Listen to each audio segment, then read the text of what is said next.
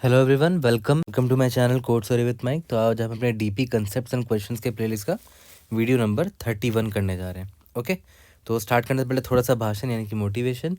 देखो, आपके पास दो ऑप्शन है। अभी 2025 स्टार्ट होने वाला है कुछ दिनों के बाद। ठीक है, you will have two options. पहला कि आप स्टार्टिंग से ही हार्ड वर्क करो और अपने ड्रीम को चेज़ करो। दूसरा कि आप रिलैक्स करो एंड लेज़ी हो जाओ और कुछ मत करो, बस इन्जॉय करते रहो। ठीक है, the decision you take can change your life. ठीक है, थिंक वाइजली, बहुत वाइजली चूज़ करना कि आपको ये वाला करना है या ये वाला स्टेप करना है। ठीक है, अगर आप हार्ड वर्क करते हो और अपने ड्रीम को चेज़ करते हो and if you get your dream, तो उसके बाद आप इन्जॉय कर सकते हो डेफिनेटली, आराम से। ठीक है, लेकिन आप जब हार्ड वर्क कर रहे हो तो इन्जॉय दैट प्रोसेस ऑल्सो। ऐसा नहीं कि इरिटेट होकर कर रहे हो हार्ड वर्क। ठीक है, पूरा मन लगा के करना है। या तो आप ये पाथ चुनो या तो फिर आप लेज़ी हो जाओ और कुछ कुछ मत करो। ठीक है, बहुत वाइजली चूज़ करना। ये डिसीजन आपकी लाइफ को चेंज कर देगा। ओके, ठीक है, आगे बढ़ते हैं। आपको पता होगा कि ग्रिड डीपी का हमने इंट्रोडक्शन दे दिया था, बहुत चीज़ें बता दी थी किस टाइप का क्वेश्चन होता है। तो अब हमने क्वेश्चन स्टार्ट कर दिया ग्रिड डीपी पे। ठीक है, तो सबसे पहला क्वेश्चन होगा जो कि काफ़ी पॉपुलर है। ऑलरेडी मैंने इसका एक वीडियो बना भी रखा है रिकर्शन और मेमोराइजेशन से, लेकिन मैंने बनाया था वो डीपी के प्रॉब्लम वाले प्लेलिस्ट में। बट कोई बात नहीं, आज दोबारा से हम लोग इसको देखेंगे। रिकर्शन मेमोराइजेशन पहले ही करेंगे, फिर उसी से डिराइव करेंगे इसका बॉटम अप। ओके, तो देखते हैं प्रॉब्लम क्या बोल रहा है। प्रॉब्लम बोलता है कि एक रोबोट है ना, वो एक ग्रिड, मतलब आपको ग्रिड दिया रहेगा, M×N ग्रिड दिया रहेगा, और एक रोबोट जो है ना वो उस ग्रिड के इनिशियली में खड़ा है, initially located at the top left, यानी कि ग्रिड 0,0 पर वो खड़ा है। The robot tries to move to the bottom right corner. उसको जाना कहाँ पर है? बॉटम राइट पे जाना है, M-1 N-1 में जाना है। ठीक है, और रोबोट को जब जाना है ना तो वो एक सेल से पता है कहाँ जा सकता है? या तो इधर डाउन जा सकता है या तो राइट जा सकता है। मतलब मान लेते हैं अगर वो इस सेल पर है, ये जो भी सेल होगा, ये या तो राइट सेल में जा पाएगा या तो इसके डाउन में जो सेल है वहाँ जा पाएगा। ठीक है, और मान लेते हैं अगर वो रोबोट यहाँ से यहाँ आ गया तो पीछे नहीं जा पाएगा कभी भी, है ना। ये या तो राइट जा पाएगा या तो नीचे जा पाएगा। ओके, सो इधर डाउन और इधर right at any point in the time. Given the two integers, आपको M और N दिया रहेगा, मतलब ग्रिड का जो साइज है वो दिया रहेगा।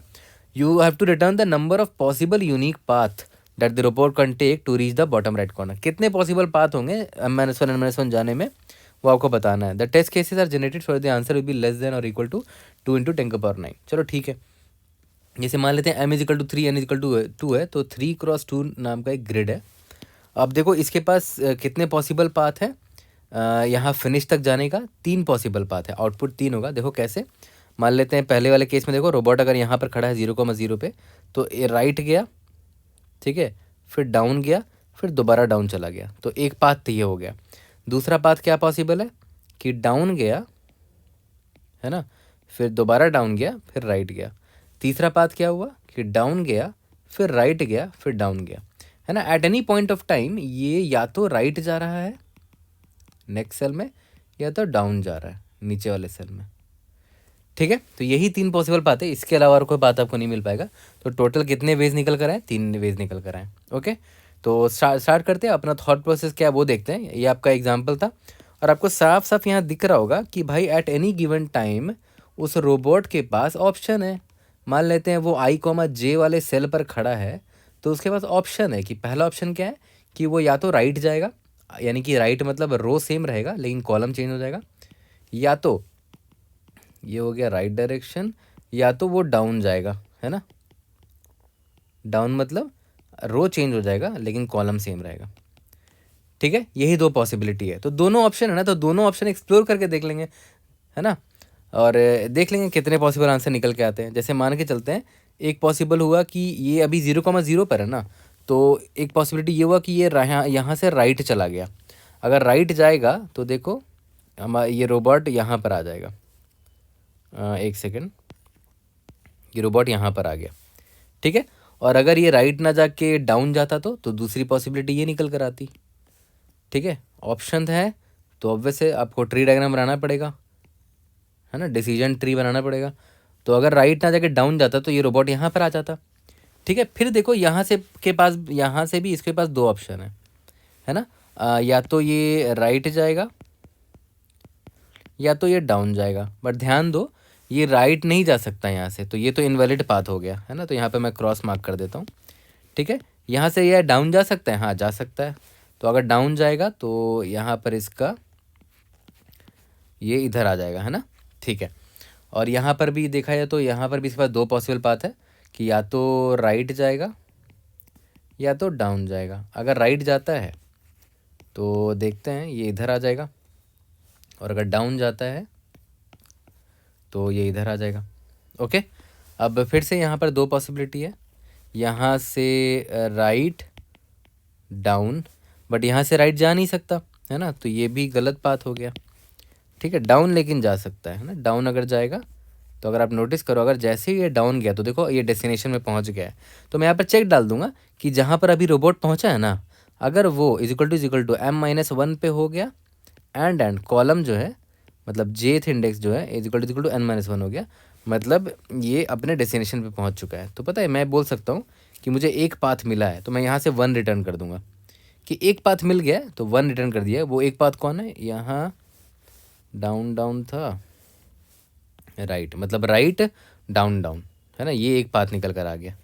ओके, सिमिलरली यहाँ पर से भी देखा जाए तो इसके पास दो पॉसिबिलिटी हैं, यहाँ से राइट जाएगा या तो डाउन जाएगा, राइट या तो डाउन, बट राइट में यहाँ पर है ही नहीं कोई पाथ, यहाँ से यहाँ कैसे जाएगा राइट, है ना, बट डाउन जा सकता है। अगर डाउन गया तो देखो यहाँ पर ध्यान दो, रोबोट यहाँ पर आ गया, तो देखो यहाँ पर भी एक पॉसिबल पाथ मिल गया, आई इज इक्वल टू m-1 हो गया and j is equal to n-1 पहुँच गया। तो ये मेरा दूसरा पाथ है, मतलब यहाँ से ही मुझे एक और पाथ मिल गया। और वो पाथ क्या था, कैसे गया था ये, down right right write down down write down गया था। ठीक है, अब यहाँ पर भी दो पॉसिबिलिटी है, या तो राइट जाएगा या तो डाउन जाएगा। ठीक है, तो अगर ये राइट जाता है यहाँ से, ठीक है, तो ये कुछ यहाँ पहुँच जाएगा, है ना, यहाँ पर भी। और अगर यहाँ पर डाउन जाएगा, डाउन तो जा नहीं सकता यहाँ से ना, डाउन नहीं जा सकता क्योंकि यहाँ से नीचे कहाँ जाएगा। ठीक है, तो यहाँ पर अगर राइट गया ये, तो ये देखो i is equal to m-1 j is equal to n-1 में पहुँच गया। तो यहाँ से मुझे एक पाथ मिल गया। ठीक है, ये पाथ कौन सा था, ये डाउन डाउन और राइट, है ना। तो देखो ध्यान दो, यहाँ से इसको दूसरे कलर से दिखाया तो हाँ, अगर ये रहा राइट जाता तो यहाँ से 0 पाथ निकल कर आया, क्यों, क्योंकि इनवैलिड है। यहाँ से एक पाथ आया, तो देखो दोनों को सम कर दिया मैंने, 0 + 1, और यहाँ भेज दिया कि यहाँ पर 1 पाथ निकल कर आया, यहाँ से 0 निकल कर आया, 0 + 1 एक पाथ निकल कर आया। ठीक है, सिमिलरली यहाँ पर 0 और यहाँ पर 1, 0 + 1 कितना हो गया, यहाँ पर 0 + 1। ठीक है, तो इसने यहाँ 1 भेज दिया, और यहाँ से भी 1 और 0, यहाँ पर 0 + 1, और यहाँ पर मैंने 1 भेज दिया। ठीक है, 1 + 1 टोटल कितना, 2 पाथ निकल कर आया यहाँ से। तो देखो अगर ये राइट जाता है यहाँ से तो एक पाथ निकल कर आया, और अगर डाउन जाके फर्दर फॉलो करता तो 2 पाथ निकल कर आता। तो टोटल कितने पाथ हो गए, 1 + 2 दैट इज 3 वेज निकल कर आ गए। यही मेरा आंसर है। यहाँ तक क्लियर है। तो देखा जाए तो इस ट्री डायग्राम को अगर मैं रिकर्शन में कन्वर्ट करूँ तो मैं सिंपल सा सॉल्व फंक्शन लिखूंगा, बोलूँगा कि भाई जो रोबोट है वो करेंटली 0,0 पर है। ठीक है ना। और मैं इसका अगर डिफाइन करूँ इसको int solve int of I comma int of j. ठीक है, अब देखो ध्यान दो, if i is equal to m-1 पे पहुंच गया and j is equal to n-1 पे पहुंच गया, तो हमें क्या करना है, रिटर्न 1 कर देना कि वी फाउंड 1 पाथ, हम नीचे तक पहुंच गए हैं अपने टारगेट तक, m-1 तक। और अगर ऐसा नहीं है तो ये चेक कर लेते हैं ना, पहले तो ये चेक कर लेते हैं कि भाई कहीं हम आउट ऑफ बाउंड तो नहीं चले गए। मतलब अगर if i is less than 0 हो गया, या फिर i greater than equal to m हो गया, या फिर j लेस देन 0 हो गया, या फिर j greater than equal to n हो गया, है ना, तो उस केस में हम क्या करेंगे, बोल देंगे भाई इनवैलिड पाथ में आप जा चुके हो, रिटर्न 0 कर दो, यहाँ पर आगे फर्दर आप नहीं जा सकते। और अगर ऐसा नहीं है तब तो कोई दिक्कत नहीं है, इंट अगर आप करंट i, j से अगर आप राइट जाते हो तो आप सॉल्व फंक्शन कॉल कर देना, रो तो वही रहेगा लेकिन आप राइट जा रहे हो तो कॉलम चेंज होगा, तो i, j + 1। सिमिलरली इंट अगर आप डाउन जाते हो, आपके पास दो पॉसिबिलिटी है, तो दोनों सॉल्व फंक्शन आपको कॉल करना पड़ेगा, दोनों पाथ पे जाना पड़ेगा, तो दोनों पाथ जाके आंसर निकाल लेते हैं i + 1, j पर। ठीक है, और आपको लास्ट में क्या करना है कि दोनों से जितने पॉसिबल वेज निकल कर आए हैं, है ना, आपको टोटल पॉसिबल वे निकालना, तो आपको इसको ऐड करना चाहिए आइडियली, है ना। तो हम ऐड करेंगे राइट प्लस डाउन से जितने नंबर ऑफ वेज आए हैं टोटल हमें रिटर्न करना, तो ये रिटर्न कर दिया हमने। दो कितना सिंपल सा कोड था इसका, है ना। और आपको साफ साफ दिख रहा है कि ये रिकर्शन हमने लिखा है, क्योंकि हमें दिखा कि भाई ऑप्शंस थे यहाँ पर, दो ऑप्शन थे राइट या डाउन जाने के, तो हमने रिकर्शन ट्री बनाया, ठीक है, डिसीजन ट्री बनाया और वहाँ से कोड को लिख दिया आराम से, ठीक है। अब एक चीज़ ध्यान दो, यहाँ पर अगर आप नोटिस करोगे तो यहाँ पर रिपीटिंग स्टेट्स भी आपको दिखेंगे, है ना। इसको मैं येलो कलर से दिखाता हूँ। देखो तो इस स्टेट को ध्यान दो, इस स्टेट में रोबोट कहाँ खड़ा है, ये वाले सेल में खड़ा है ना।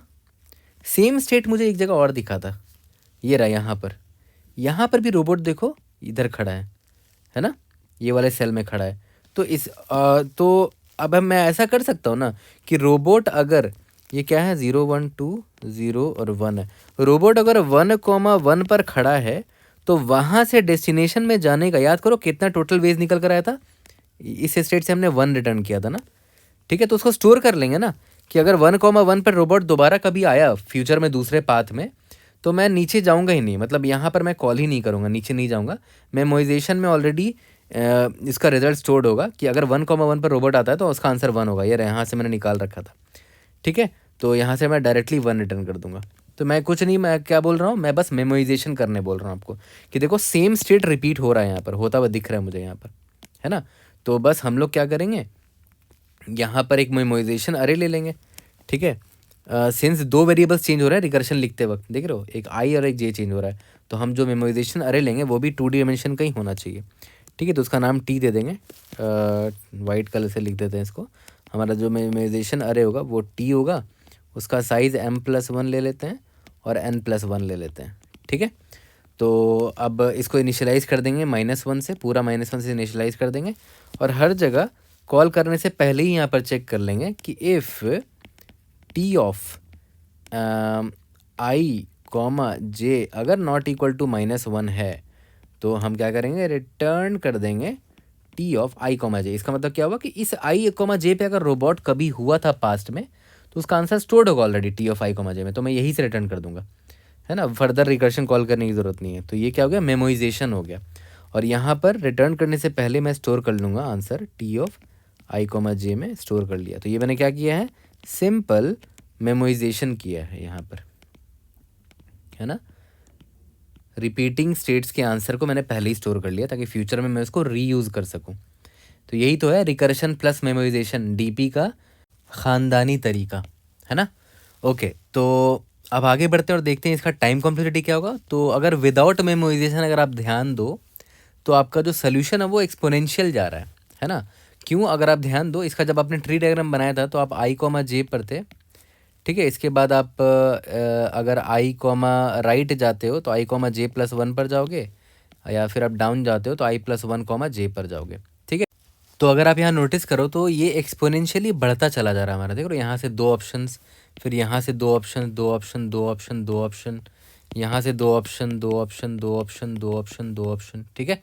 तो अगर आप नोटिस करो, अगर इसका डेप्थ जो है ना, अगर इसका डेप्थ है डी, तो टोटल कितने नंबर ऑफ पॉसिबल स्टेट्स निकल कर आएंगे, 2 का पावर डी पॉसिबल स्टेट्स निकल कर आएंगे, है ना। मतलब मैं अप्रॉक्सीमेट करके बता रहा हूँ कि अप्रॉक्सीमेटली कितने नोड्स होंगे, कितने स्टेट्स होंगे, टोटल 2 का पावर डी नोड्स होंगे हमारे पास, ठीक है। अब ये जो डी है डेप्थ, आपको ये पता करना है कि कितना डेप्थ होगा। तो अगर आप नोटिस करो, जब आपको अब ज़्यादा, अब मान लेते हैं करेंटली यहाँ पर खड़े हो आई कॉमा जे पे, तो अब ज़्यादा से ज़्यादा कितना नीचे जा सकते हो, जितने रोज़ हैं मेरे, तो m-1 तक जा सकते हो, है ना।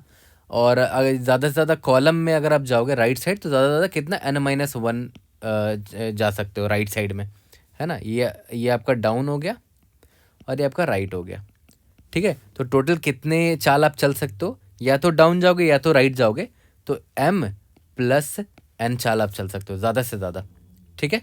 तो यहाँ पर आप d के जगह m+n रिप्लेस कर दो अप्रॉक्सीमेट करके, लेकिन मैं ये बता रहा हूँ आपको, है ना, 2 का पावर m+n।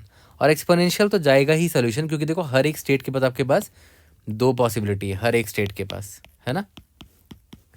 तो एक्सपोनेंशियल जाएगा ही, तो आपका जो सोल्यूशन है वो एक्सपोनेंशियल है यहाँ पर, है ना। और यहाँ पर m+n नहीं होना चाहिए था एक्चुअली में, m-1 + n-1, क्योंकि आप करंट रो पर तो खड़े हुए हो ना, तो नेक्स्ट आप कितने नीचे जा सकते हो, m-1 और नीचे जा सकते हो, या तो राइट आप n-1 राइट जा सकते हो। तो ये m + n -2 हो जाएगा। तो इसमें -2 मैंने इग्नोर कर दिया है, ठीक है। 2 का पावर m + n हो जाएगा टाइम कॉम्प्लेक्सिटी, ठीक है। यहाँ तक क्लियर है।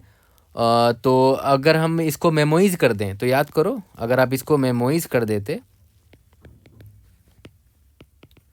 अगर आप इसको मेमोइज कर रहे हो तो आप नोटिस करो, आपने एक 2D अरे लिया था m+1 साइज़ का और n+1 साइज़ का। तो आप ज़्यादा से ज़्यादा कितने स्टेट्स विजिट कर रहे होगे, m+1 इंटू n+1, इससे ज़्यादा आप कोई स्टेट विजिट करोगे ही नहीं। तो O ऑफ इतना हो जाएगा आपका टाइम कॉम्प्लेक्सिटी, जिसको आप अप्रोक्सीमेट करके O ऑफ m×n भी बोल सकते हो, ठीक है। और हाँ, स्पेस आपने यहाँ पर लिया है मेमोराइजेशन के लिए, तो O ऑफ m×n नाम का आपने 2D अरे लिया, तो उसका स्पेस भी यहाँ पर लग गया। और यहाँ पर स्पेस आपने नहीं लिया, लेकिन आपने सिस्टम का स्टैक का स्पेस लिया है, सिस्टम स्टैक स्पेस आपने यहाँ पर लिया है ना। कितना लिया है, जितना डेप्थ है O ऑफ D की जगह आप लिख सकते हो ना O of m + n - 2।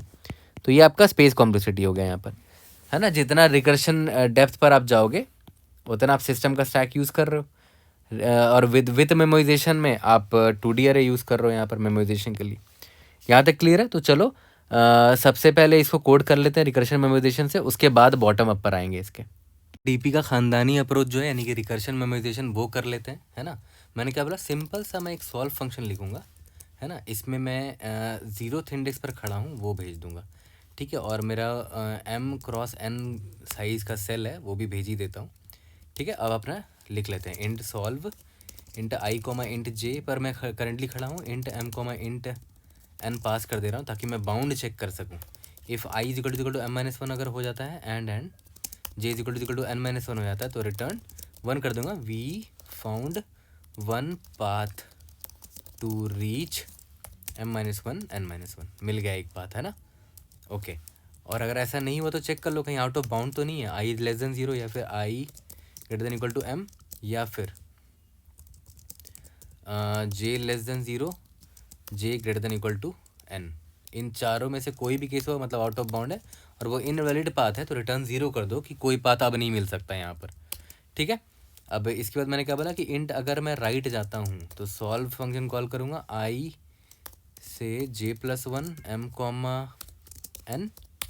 Int अगर मैं डाउन जाता हूँ तो डाउन का मतलब क्या हुआ, सॉल्व i + 1, j, है ना, m, n। टोटल वेज कितने हो गए, रिटर्न राइट से जितने वेज निकल कर आए और डाउन से जितने वेज निकल कर आए, ठीक है। राइट डाउन, यहाँ तक क्लियर है। इसको रन करके देखते हैं, विदाउट मेमोराइजेशन देख लेते हैं टेस्ट केसेस पास हो रहे कि नहीं। ऑल्दो टाइम कॉम्प्लेक्सिटी एक्सपोनेंशियल है, बट लेट्स सी। अगर नहीं होगा तो डेफिनेटली मेमोराइजेशन तो हमें एनीवेज करना ही है। We should be able to pass. Okay, time limit exceed आ चुका है, तो हम एक काम करते हैं, वेक्टर ऑफ इंट ले लेते हैं, t of m+1, vector of int n+1। इसको इनिशियलाइज कर दिया मैंने -1 से, ठीक है। और इस वेक्टर को मैं पास भी कर देता हूँ, और सिंस इसको पास कर रहा हूँ तो यहाँ सॉल्व वाले फंक्शन में इसको डिफाइन कर देता हूँ, रिसीव कर लेता हूँ एंड t, ठीक है। और अगर मैं रिकर्शन कॉल करने से पहले ही चेक कर लूँगा कि t of i, j are not equal to -1, मतलब ये स्टेट हमने सॉल्व कर रखा है, तो return t of i, j कर देते हैं, ठीक है। और यहाँ आंसर रिटर्न करने से पहले स्टोर कर लेते हैं, इसको मेमोराइज कर लेते हैं। यहाँ तक क्लियर है, ओके। और यहाँ पर सॉल्व फंक्शन कॉल कर रहे हैं तो यहाँ t भेजना मत भूलना। I think we are good, run करके देखते हैं कहाँ गलती की है। यहाँ पर हमने कॉमा नहीं डाला। इसके बाद हम लोग आ जाएंगे अपने बॉटम अप अप्रोच पे, पहले इसको सबमिट करके देख लेते हैं।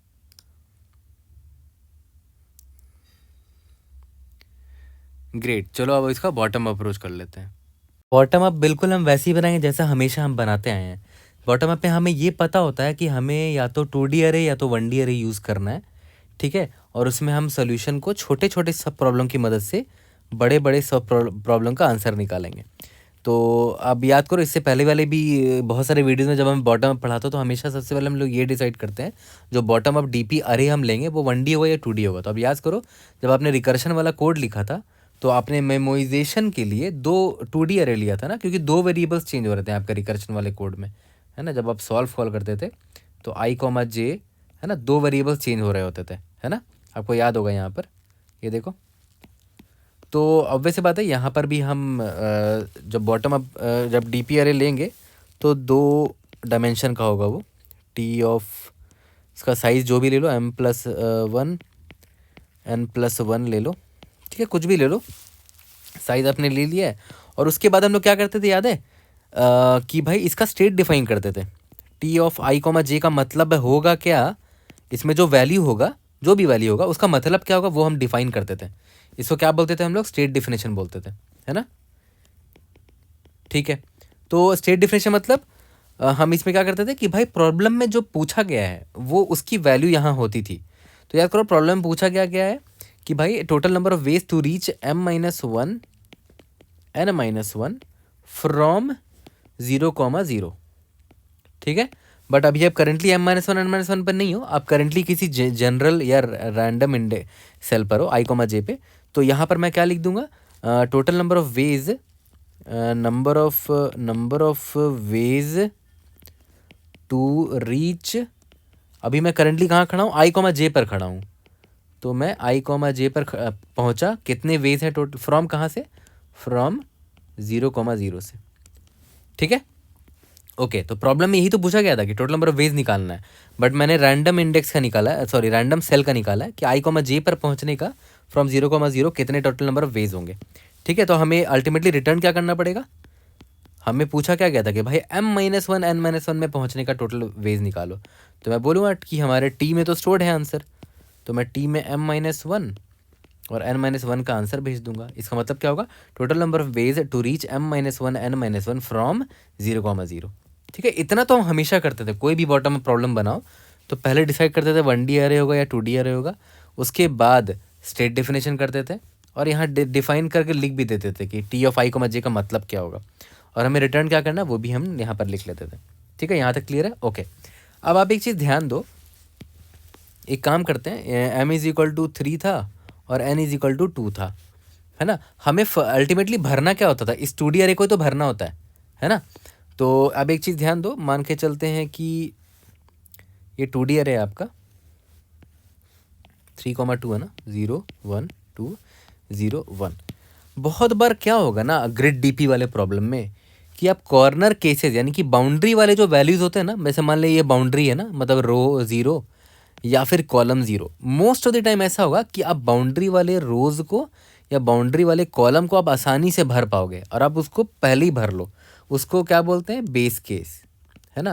अब देखो बेस केस का मतलब क्या हुआ कि आप इसका मतलब क्या हुआ कि करेंटली आप 0th रो पर हो या फिर करेंटली आप 0th कॉलम पे हो। मोस्ट ऑफ द क्वेश्चन में ऐसा होगा कि आप आराम से इस रो को और इस कॉलम को भर पाओगे। देखते हैं हम यहाँ पर भर पा रहे हैं कि नहीं, है ना। 2D अरे था जो मैंने लिया है टी, है ना, बॉटम अप के लिए जो मैंने लिया है 2D अरे ये वही है। तो देखते हैं भर पा रहे कि नहीं, पहले देखते हैं इस वैल्यू को मैं भर पा रहा हूँ कि नहीं, 0,0। तो पहले तो ये देख रहे हैं कि टी ऑफ 0,0 का मतलब क्या होता है। इसका मतलब क्या होगा जो मैंने आपको सिखाया था, total number of ways to reach 0,0 from 0,0। I t of I comma जे का याद है ना, मतलब क्या होता था, number of ways to reach i j from 0,0, और ये टी ऑफ 0,0 ही निकाल रहा है, तो number of ways to reach 0,0 from 0,0। तो ऑब्वियस बात आप जहाँ खड़े हो उधर ही तक आपको जाना है, तो ऑब्वियस है टोटल नंबर ऑफ वेज 0 निकल कर आएगा, है ना। तो यहाँ पर तो इसकी वैल्यू 0 होगी, ठीक है, कोई बात नहीं। अब इसका वैल्यू देखते हैं, है ना, टी ऑफ 0,1 का वैल्यू, जो पहले रोज़ है ना उसका वैल्यू भर रहा हूँ मैं।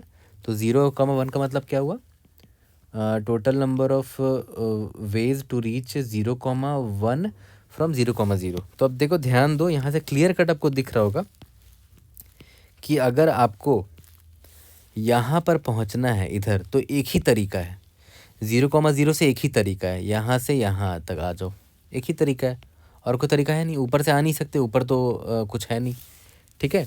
क्योंकि याद करो रोबोट जो था वो या तो राइट जा सकता था या तो डाउन जा सकता था, ठीक है। तो इस सेल में अगर वो आया होगा तो कैसे आया होगा, या तो यहाँ से राइट मूव करके इधर आया होगा या तो ऊपर से डाउन मूव करके यहाँ आया होगा। बट ऊपर तो आउट ऑफ बाउंड है, तो ऊपर वाला केस तो छोड़ ही दो।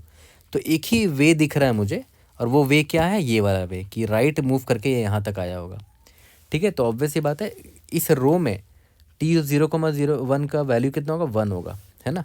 यहाँ पर 1 होगा। और अगर ये और भी रोज़ होते हैं ना यहाँ पर, तो इस पहले वाले रो में सभी की वैल्यू 1 ही होती, क्योंकि देखो मान लेते हैं एक और इंडेक्स यहाँ पर होता 0, ये भी होता। तो अगर मुझे इसका निकालना होता तो देखो 0,0 से यहाँ तक जाने में भी एक ही पॉसिबल वे है, यहाँ से एक ही पॉसिबल वे है कि आप यहाँ से राइट आए और फिर राइट आए, यहाँ पर आ गए। ऊपर से तो कोई पॉसिबल वे है ही नहीं ना, क्योंकि ऊपर से तो रोबोट आ ही नहीं सकता, ऊपर तो आउट ऑफ बाउंड है। तो यहाँ पर भी वैल्यू 1 ही होगा, यानी कि पहले रो में सबका वैल्यू 1 होगा, बट यहाँ पर खाली 0 होगा। यहाँ तक क्लियर है? ओके। अब सिमिलरली देखते हैं पहला कॉलम को मैं भर पा रहा हूँ कि नहीं, इसको मैं भर पा रहा हूँ कि नहीं। टी ऑफ 1,0, इसका मतलब क्या हुआ? Total number of ways to reach 1,0 from 0,0। अब देखो ध्यान दो, क्लियर कट आप इसका आंसर निकाल सकते हो इसका भी, कि भाई अगर इसको यहाँ पहुँचना है तो एक ही तरीका है, या तो ये इस से डाउन आ जाता, या तो ये लेफ़्ट वाले सेल से राइट आ जाता। बट लेफ़्ट वाले सेल में कभी था ही नहीं वो, क्योंकि वो आउट ऑफ बाउंड है, तो ये केस तो गया पानी में। ठीक है, बस एक ही पॉसिबिलिटी दिख रहा है, यहाँ से डाउन आ जाता। ठीक है, अगर मान लेते हैं रोबोट यहाँ होता, यहाँ से यहाँ आ सकता था क्या? नहीं, कभी नहीं, क्योंकि वो या तो राइट है या तो डाउन मूव करेगा। तो एक ही पॉसिबिलिटी है कि 0,0 से अगर इसको यहाँ तक पहुँचना है तो या बस वो ऐसे आ सकता है डाउन जाके। तो यहाँ पर भी वैल्यू सिर्फ 1 होगा। एक ही पॉसिबल वे है टू रीच 1,0, दैट इज़ 1 होगा यहाँ पर। Okay, from 0,0। ओके, सिमिलरली यहाँ पर भी पहुँचने का एक ही पॉसिबल वे होगा। क्या है वो पॉसिबल वे? 0,0 से बस डाउन चले जाओ, और कोई पॉसिबल वे है ही नहीं, है ना। यहाँ इस सेल में आप खुद सोचो ना, इस सेल में आप कहाँ से आ सकते हो? या तो ऊपर से आ सकते थे डाउन डायरेक्शन मार के, या तो यहाँ से आ सकते थे राइट डायरेक्शन मार के। बट ये तो आउट ऑफ बाउंड है, इसको छोड़ दो। ऊपर से सिर्फ आ सकते थे, और वो एक ही पॉसिबल वे आ गया, 1 पॉसिबल वे है सिर्फ। यहाँ तक क्लियर है? ओके, तो देखो इसको मैंने फिल कर दिया और इसको मैंने फिल कर दिया।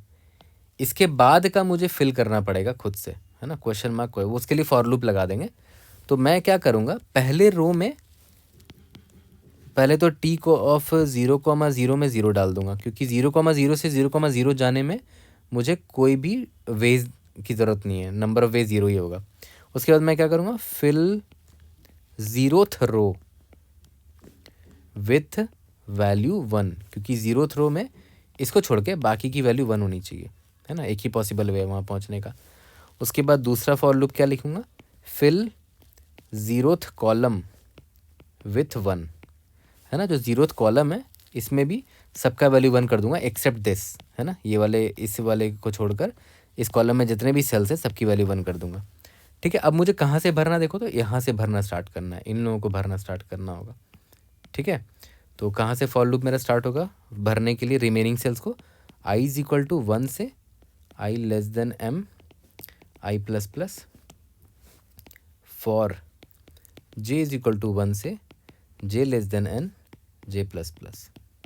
ठीक है, ऑब्वियस ही बात है ना। डबल फॉर लूप क्यों लिखा मैंने, इतना दिमाग मत नहीं लगाने की ज़रूरत है। डबल फॉर लूप क्यों लिखा भाई, क्योंकि भाई 2D अरे है, 2D अरे को भरने के लिए डबल फॉर लूप ही तो लगता है ना। ये रो पर ट्रैवर्स करने के लिए, ये कॉलम पर ट्रैवर्स करने के लिए। और i is equal to row is equal to 1 और कॉलम इज इक्वल टू 1 से क्यों स्टार्ट किया मैंने, क्योंकि 0th रो और 0th कॉलम को तो मैंने फिल कर दिया है। तो देखो रो मैंने 1 से स्टार्ट किया है और कॉलम भी मैंने 1 से ही स्टार्ट किया है। ठीक है, ओके। अब याद करो, अब देखना बड़ा इंपॉर्टेंट चीज़ मैं आपको बता रहा हूँ यहाँ पर। मान के चलते आपको इसको भरना है ना, इसको भरना है इस सेल को। तो देखो इस सेल में आने का 2 पॉसिबिलिटी है, या तो आप ऊपर से आ जाते डाउन मार के, या तो आप लेफ्ट वाले सेल से आ जाते राइट मार के, है ना। अगर रोबोट यहाँ होता तो यहाँ आ जाता राइट मार के, यहाँ होता तो यहाँ आ जाता डाउन मार के, है ना, डाउन मार के। ठीक है, तो देखा जाए तो इस सेल में पहुँचने के 2 पॉसिबिलिटी हैं, है ना। इस सेल में पहुँचने के 2 पॉसिबिलिटी, जितने पॉसिबिलिटी यहाँ आने के हैं उतने पॉसिबिलिटी यहाँ भी आने के होंगे, क्योंकि यहाँ से रोबोट इधर आ सकता है। सिमिलरली जितने पॉसिबिलिटी इस सेल में आने के हैं उतने पॉसिबिलिटी यहाँ पर आने के हैं, क्योंकि रोबोट यहाँ से भी तो यहाँ आ सकता है। ठीक है, तो इसका मतलब क्या हुआ कि इसको मैं यहाँ ड्रॉ करके दिखा देता हूँ। ये मैंने आपको इंट्रोडक्टरी वीडियो में भी बताया था कि अगर ये i, j है, ठीक है, तो रोबोट इस सेल में यहाँ से भी आ सकता था और यहाँ से भी आ सकता था। मान लेते हैं ये सेल बहुत बड़ा है, ठीक है, ठीक है। अब मान के चलते हैं कि इस सेल में आने का x वेज है और इस सेल में आने के टोटल y वेज हैं, और मान लेते हैं ग्रिड बहुत बड़ा है। ठीक है। तो अब एक बात बताओ, जब ये रोबोट यहाँ पर होता, इस सेल में आया तो टोटल x वेज उसको लगे, तो यहाँ से राइट भी तो जा सकता है, मतलब इस सेल में जाने का टोटल x वेज हो जाएगा।